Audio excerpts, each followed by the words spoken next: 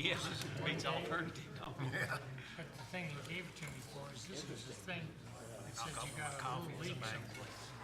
So We're ready. I We're ready. find it. Now I gotta get Good evening, everyone. Welcome to our April meeting. I had to think there for a second. It's a beautiful day outside. It's a beautiful day in here. First thing I'd like to do is introduce our new town clerk, Ms. Hillary Harding, who will be taking Sharon Green's place. Welcome, Hillary. You'll do a great job. We know that. Okay.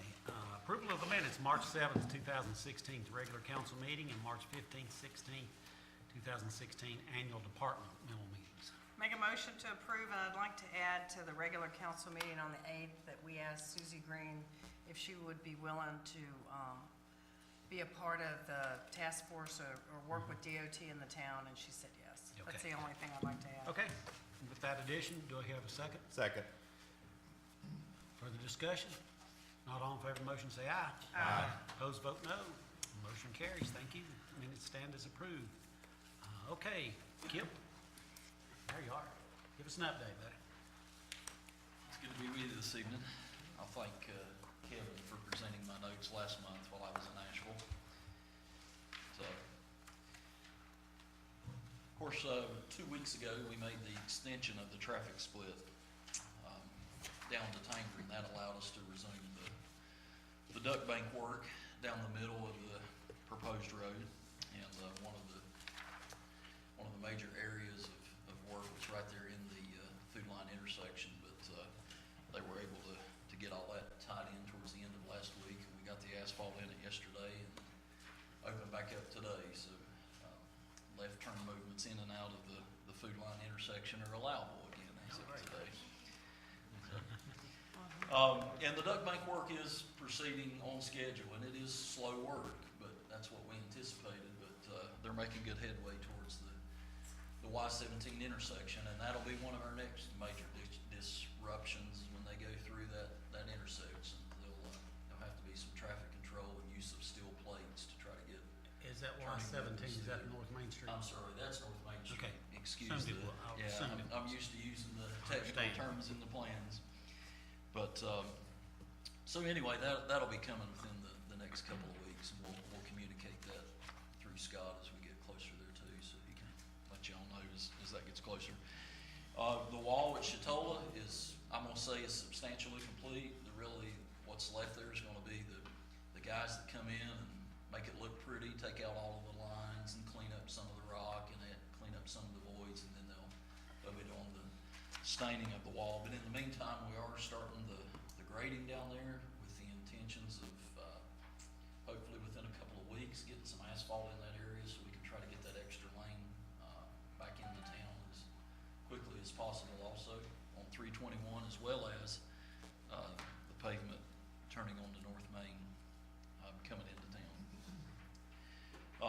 The work down at below Tanger and at the Speedway filling station, that's drainage work at the end of the job that's been going on. They've started that this week, and from there up to Tanger is one of the last major pieces of drainage in that area. Pretty much after that, the drainage will be complete all the way up to really up pretty close to Norwood Circle. There's a little bit left between there and Norwood Circle, so we're getting real close on the drainage work through the business part of town. Tomorrow, the 10-inch sewer line will cross under or through 321 at Tanger, and that's part of that extra work that you guys as a town asked to be added along with that 18-inch sewer last year. So that'll get accomplished this week. There's been a lot of work on the sidewalks as far as fine grading. Some sidewalks have been poured, but there'll be more sidewalk being poured tomorrow from New River Lakes Drive down to the fire department. And within the next week, I think if everything goes well and the weather looks good, between Food Line and Skyline View Drive, and there may be a few little gaps, I really expect all of that sidewalk to be poured on that northbound side. And they're fine grading on the southbound side as we speak too, so I'm hoping later in the week, next week, we'll also see sidewalks starting to be poured on the southbound side. Great. Median curb, you You've seen a lot of curb being poured down the median. The focus now will be from Sunset Drive to Food Line. If we can get that median curb finished and a few loose ends tied up or wound up, then the median will also be completed from Food Line to South Main. And then we'll be ready to start working on some of the islands, and we're working with the town on some paver options that you guys are working with. So we're hoping to see some of that start pretty soon too. We have placed some more asphalt just south of South Main Street around the curve, and that's working towards completing what we've referred to as Area 1. So we're getting ready for more curb and gutter in that area. And around that curve, and you may not be able to see it, there's actually quite a bit of wall work going on. There's in front of Mr. Metzger's home, there's the gravity wall that they're working on now, and then there's also another wall prior to Norwood Circle that's down below the road that they've been working on the excavation and the soil nail walls to get the width we need for the future road. So a lot of work going on behind some barriers and below the road in that area too that you necessarily can't see. And from Norwood Circle, say out to Green Hill Road, I'd say 80 to 85% of the storm drainage is finished out that way. Within the next, I'm gonna say 2 to 3 weeks, there'll be some grading out there to start some intermediate traffic shifts. We're gonna need to shift some traffic over towards the rock wall that's been completed, so that we'll have room to start the wall along the golf course. And then there's also the wall in front of the Fairways condos we'll be starting probably sometime towards the beginning of May. And there is some drainage work that continues off the mountain. Of course, our push is here in town to get us in this 4-lane pattern before July, so that's where a lot of our focus is. And then just another added note, you may have noticed we did do some potholing off the mountain yesterday to take care of some of the rough pavement. We realized that pavement through a construction project's a little rough and we can't make it perfect, but maybe a few of those little things will help. So, but that's all the notes I have, unless you have anything else. Thank you, Kip. All right, thank you. We'll see you next month. Okay. Okay, Scotty, Holiday Inn Express CUP related Ransom Street repair update. Thank you, Mayor, and good evening, Council. At our last council meeting, we indicated that we'd like to see some photos of our progress repairing that area. So we have taken a couple before and afters along the area of Ransom Street up near the Holiday Inn Express. So this is a view with our back towards 321, looking down toward the area that was disturbed. So this is after we've decided actually to put a 3-rail fence along the property. This is an actual different property owner on the right versus down there in front of the sidewalk. So this particular property owner, we contacted them, they understood the situation, they actually agreed to pay for the materials associated with putting in this fence. So we felt like that was a good longer-term solution to that area. A little bit closer up with the fence in place.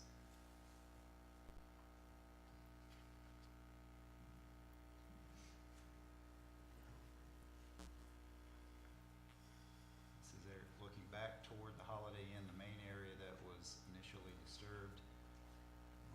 We're able to get some larger white pines back in there, so that was helped with the buffer a lot, again, before and after.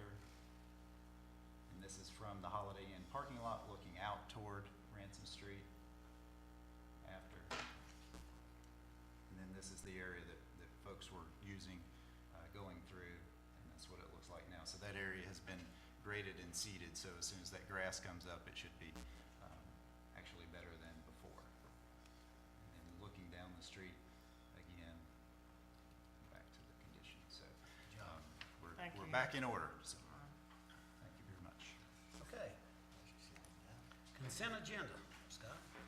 All right, thank you, Mayor. We have 4 items on council's consent agenda this evening. The first is a budget ordinance amendment to account for several transactions related to the finalization of our general obligation bond closing process.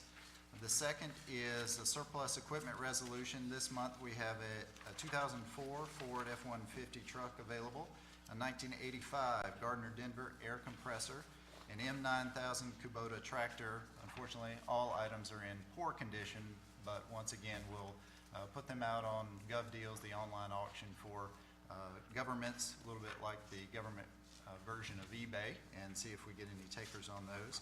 Our third item is some items for pool bathroom maintenance, some painting that's necessary, and a door repair before we get that facility back open and running for this summer season. And then finally, another grant agreement associated with the sidewalk to Bass Lake. Last month, council approved an agreement with Federal Lands Access Program, NCDOT, and the town. This particular agreement is between the town and NCDOT specifically, because those federal funds actually flow through the state organization, NCDOT, and they are administering the grant on behalf of the federal government agency. So this is a separate agreement that will follow to get the funds transmitted and so forth. So those are our 4 items for the consent agenda, Mayor, and I'll be happy to answer any questions. I had one question, and that was on the $58,000. From what I understand, it says something about the county. That's reserved for the county for management, and yet, when I read the agreement, it said that the municipality is responsible for the management of the project. So I'm confused as to why would the county get $58,000 of this money when they're not doing anything? Well, I'll have to double check on that with the NCDOT representative. My understanding is this $58,000 is for NCDOT staff to review the final design, be in concert with our project management. So that's what this funding is intended for. If it is actually a flow through the county, I don't know why that would be either, but it Yeah. should be just directly with Well, NCDOT. that's just what I read, Right. Scott, so if you'd Yeah, we'll just get follow that up. clarified, because I couldn't figure out why in the world. Right. Why not give us the money if we're gonna manage the project? Right. Let us have the money. Right, and part of it is NCDOT assisting in helping ensure that we're meeting Yes, I all the federal understand that. guidelines. Right. I understand that. Yes, we'll follow up But on when that. it said the county, that's why I bring it up. Okay, thank you. Do I hear a motion for approval? Oh, you got a question now? Sorry. Well, I have to say. Okay. Do I hear a motion for approval? I make the motion, we approve. Is there a second? Okay, we have a second. Okay, Albert has a question. I don't have a question, I just have a comment. Okay. Been on the board for a little over 8 years, and the situation of the sidewalk to Bass Lake has come before us and died before, I don't know how many times. Park Service was either against us or the DOT couldn't get straight. If it had not been for Commissioner Sweeting being a bulldog about it, we wouldn't be here approving it tonight. Thank you. Way to go, Bulldog.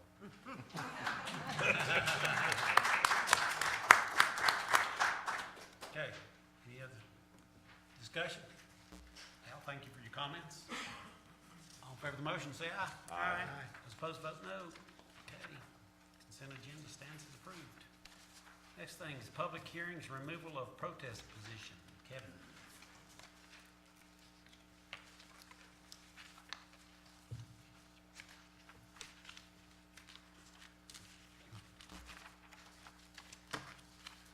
Good evening, Mayor and Council.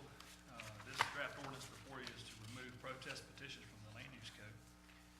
A little background on it. In fall of 2015, the North Carolina General Assembly ratified multiple changes to the land use regulations found in the North Carolina General Statutes. One of those changes was the removal of protest petitions that required supermajority approval of zoning changes.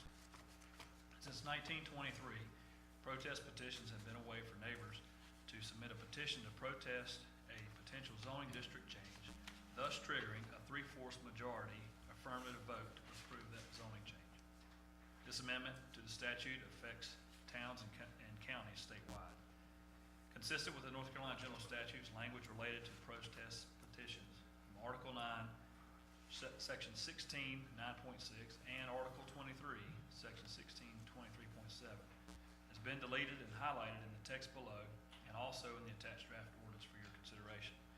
At the March 17th meeting, the planning board recommended approval of the draft ordinance. Glad to answer any questions. I wish you'd just give us all a brief definition of protest petition. Protest petition would be filed if, in a rezoning case or in conditional rezoning case, that if the neighbors on 80% of the boundary of that property wanted, were in protest of the potential rezoning, that if they filed a protest petition and it met those standards, that it required a 4/5 majority of the board to approve it, as opposed to just a simple majority. And now that provision from the general statutes that affects North Carolina has been removed. Okay. I knew that, but You just want to see if he did. just wanted to see if you did. I think, listening to Jim. That's good. check it out. Okay. I think, should we, you need a motion to accept it? So moved. Second. Any discussion? All in favor, say aye. Aye. Okay, motion carries. Thank you, Kevin. Thank you. I'll just stay up here. Okay, Middle Fork Greenway. If you recall, last year, we, the town staff applied for a Tiger Grant fund from the United States Department of Transportation. And we had a resolution approved by this council for us to do that process. So in June of last year, we put all the documents together to submit our application. And we had a glitch with the system and in our documentation, and it did not go through. So we're gonna make another run at it and apply again this year for the Tiger Grant funds for the Middle Fork Greenway, the Blowing Rock section from town through the post-acute care property, the hospital property down 321. So the resolution before you tonight is for your consideration to allow us to proceed with that grant request. And very competitive grant request. It's very difficult to get, but we're going to make a very good run at it.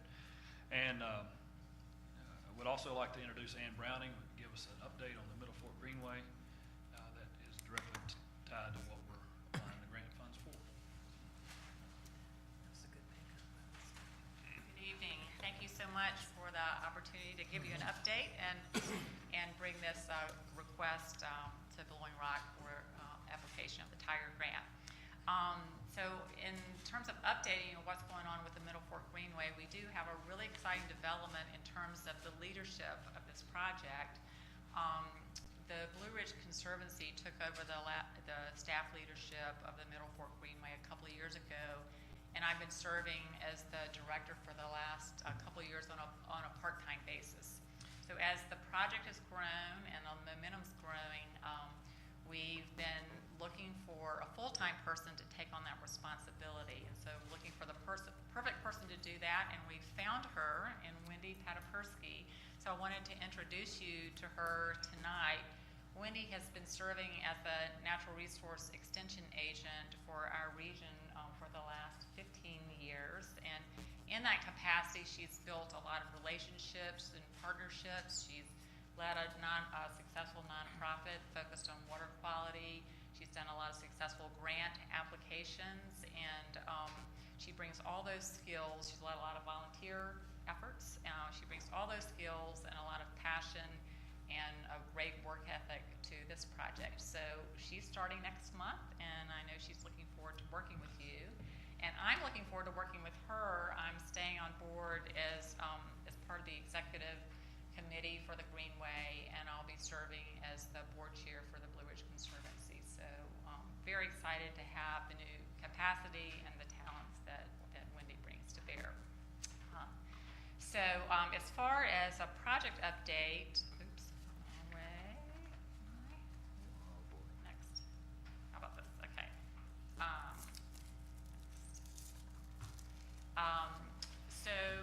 As you know, the Middle Fork Greenway is going through the 3 jurisdictions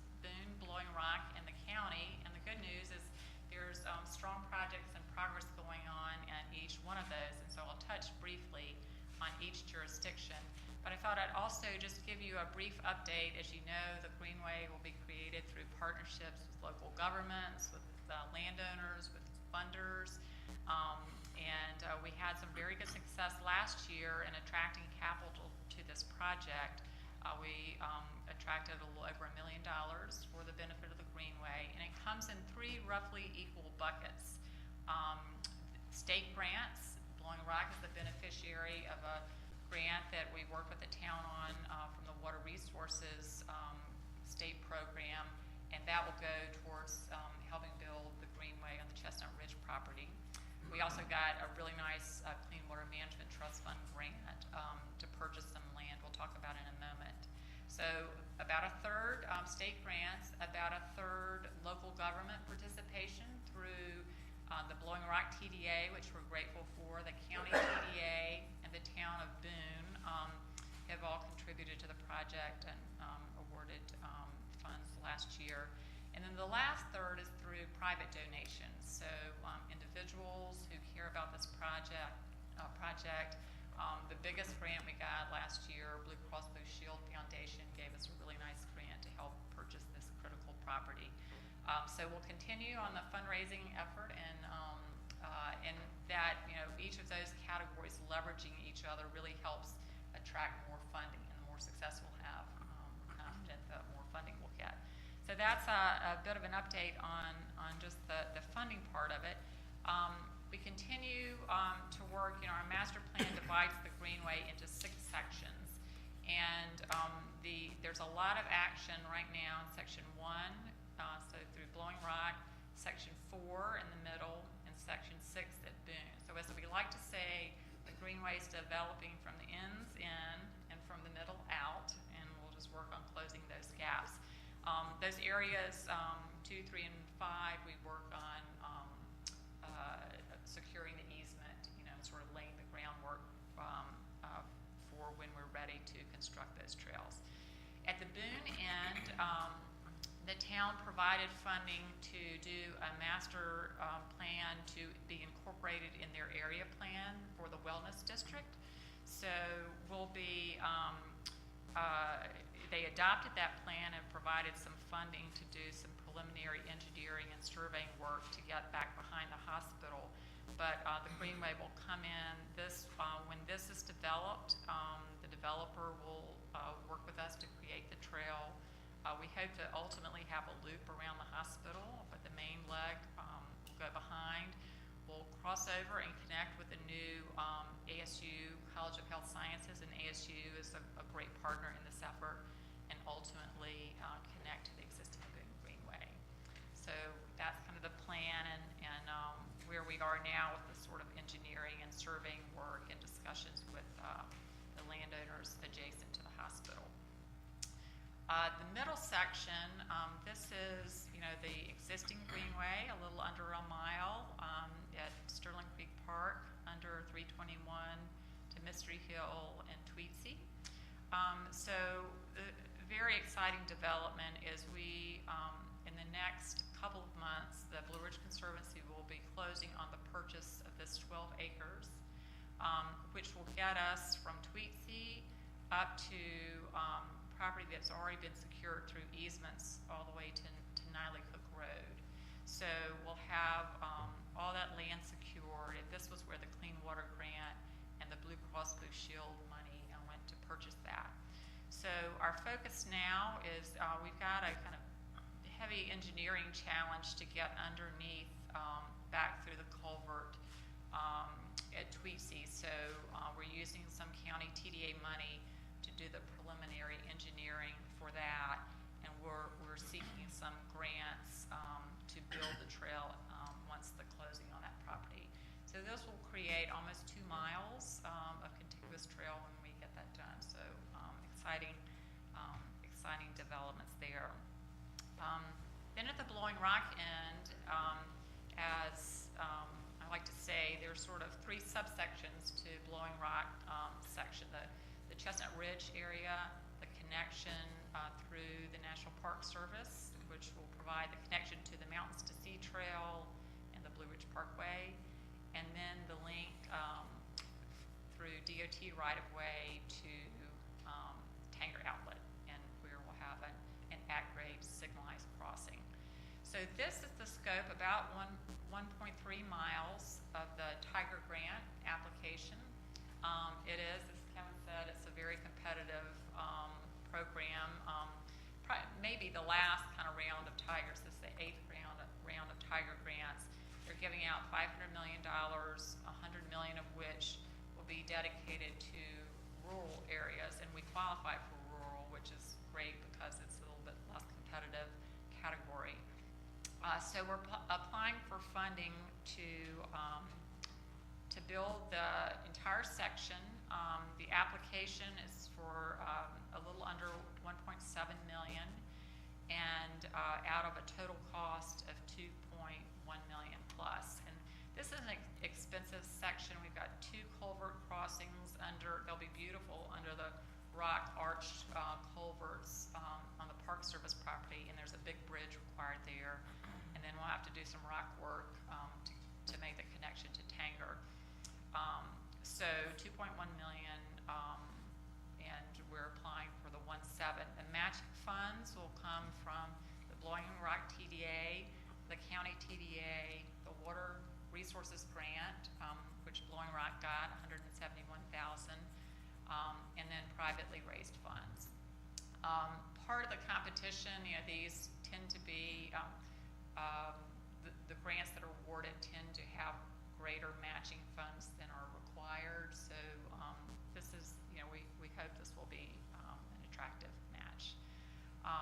The applications are due on the 29th of April, and so put a lot of work into it. Hopefully we'll be as successful as your Bass Lake grant. Congratulations on that. That was really good news to hear. And if we don't get this grant, of course, we've got a fallback position. We think it's really important to keep the progress going, to have ribbon cuttings and keep the momentum going. So if we don't get this grant, we'd really like to focus on building the trail on the Chestnut Ridge property and get that on the ground as soon as possible. Use our Water Resources Grant so we can go back to the trough there. So if we don't get this grant, which we should hear, in the fall, we'll be working on strategies. We may come back to talk to you about strategies for getting that part done. Any questions? Thanks for all your hard work. Well, thank you. Thanks for all your support, and we're excited about the progress, and we've got some good things to come over the next year or two. Fantastic. Do we need no motion to proceed? Make a motion that we proceed. Is there a second? Second. Jim. Okay, all in favor of the motion, say aye. Aye. Those vote no. Motion carries. Wendy, welcome aboard today, man. Thank you. Okay, overnight parking on town property. Chief Jones.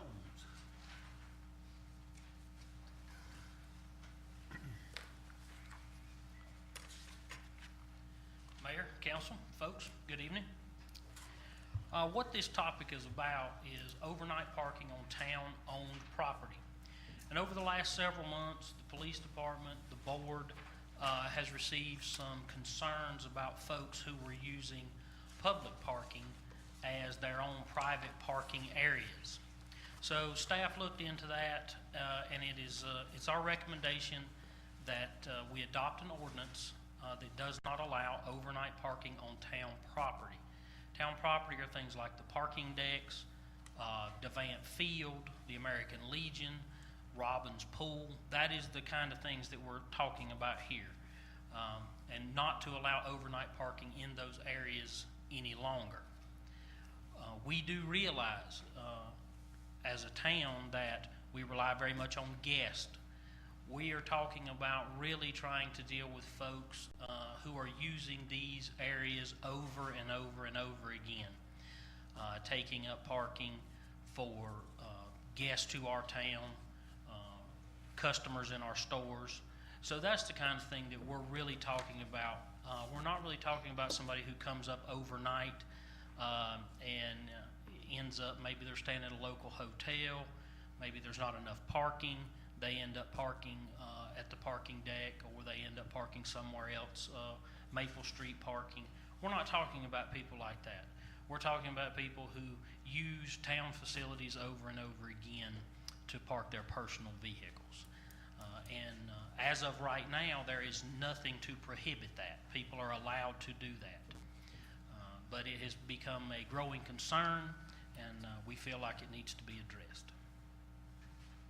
Thank you, Don. I'll move mine.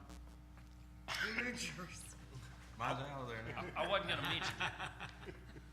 Doug, see what you did. Wes Carter asked me an interesting question. I never thought about it. Should we exclude town vehicles? Like, vehicles owned by the town. Yeah.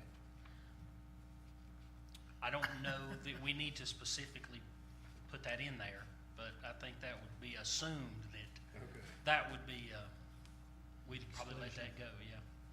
I mean, it'd look bad if I was writing police cars tickets, tomorrow morning. Anything else that I can answer? Any other questions? Okay, thank you, Doug. It's your pleasure. Make a motion to approve? Second. Second. Motion and second, further discussion? Being done, all in favor of the motion say aye. Aye. Opposed, vote no. Motion carries. Bid award for Broyle Hill Park drainage improvements. Town engineer Doug Chapman. Good evening, Mayor, Council. One of the projects identified for the general obligation bond funding for Park and Recreation is replacement of a drainage pipe that cuts across property beside of the existing pool and across the parking lot to Broyle Hill Lake. That pipe's been put in some years ago. It was a corrugated metal pipe and has experienced a bit of rusting in the bottom. There's several areas where it's failed, and there's been some small sinkholes, not in the parking area, but off the parking areas, more in the landscaped areas. And this project will replace that section of pipe, just the whole section of pipe, and it starts just south of 221 on the east side of the pool and runs south across the parking lot and discharges directly into Broyle Hill Lake through the rock retaining wall. So we received two bids. This was informally bid on April 5th. The low bid was M&M Construction of Banner Elk. They've done a number of projects for the town over the years. They're appropriately licensed, and we recommend award to M&M Construction. We recommend that you set aside a 10% contingency and allowance of $5,000 for compaction and material testing across that parking lot during construction. And that brings the total budget about 10% under what the original estimate was. Good, thank you, Doug. Doug, would you explain what's happening with the lake or the little area as a result of the collapse of the pipe? There's obviously been soil washing down that pipe from around the pipe, around the joints, particularly around the catch basins where we've seen the sinking areas. So I would expect that some of the siltation into the lake in that area, and you could stand there and look around in front of the wall on the lakeside and see that it's silted up. Some of that is probably contributed from the pipe. It's kind of hard to tell how much. I'm sure there's other runoff that's carrying sediment into that area, but it has to be a contributing factor. Don't you think, though, it's, after that's fixed, we're gonna increase sedimentation right there where that's dumping into the lake? Because now you're gonna be carrying a full pipe where you never have for a long time. Actually, I don't think it'll be any worse because because right now you're getting dirt from around the pipe and around the catch basins you're carrying through that you will be carrying once this pipe's sealed up when we put a new pipe in. So I don't think it's gonna make the problem in the lake any worse. It should, if anything, make it a little bit better.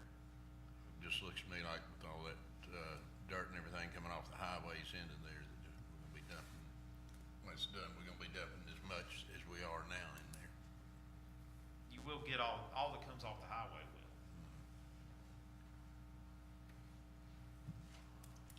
Are we planning on dredging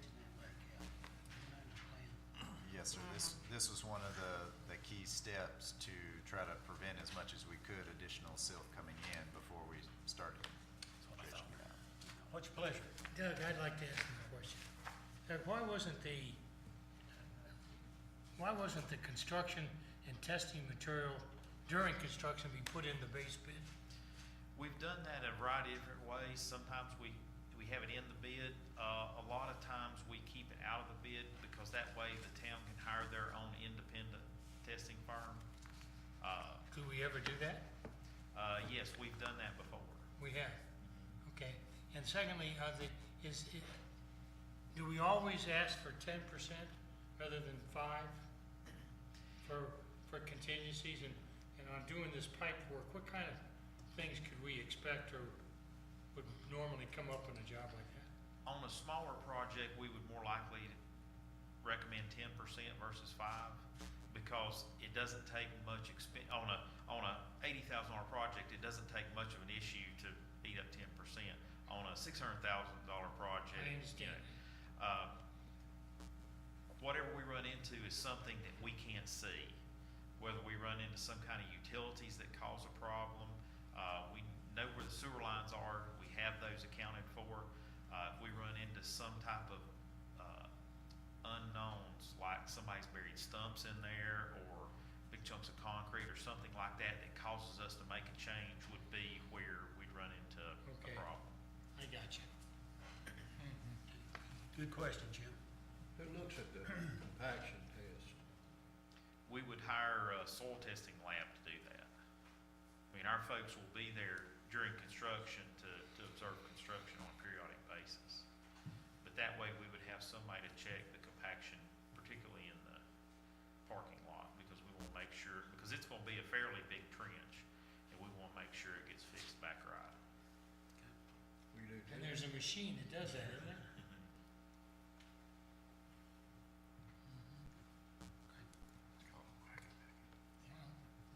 Do you hear a motion? Yeah. I make a motion, we approve the M&M construction. Thank you, Ray. Is there a second? Second. Discussion? Being none, all in favor of the motion, say aye. Aye. Opposed, vote no. Motion carries. Thank you, Doug. Hillary, do we have any speakers from the floor? Okay. No executive session planned. Anything else for the good of the cause? Congratulations, Jim. Welcome. Good night, everyone. Have a great evening. Thanks for being here. I wasn't sure it was. Okay, what we're gonna eat? You're beeping. You've got a bunch of, somebody wants you. Jim goes, what is that? I What said, is this? Talk Get to rid of that. that thing.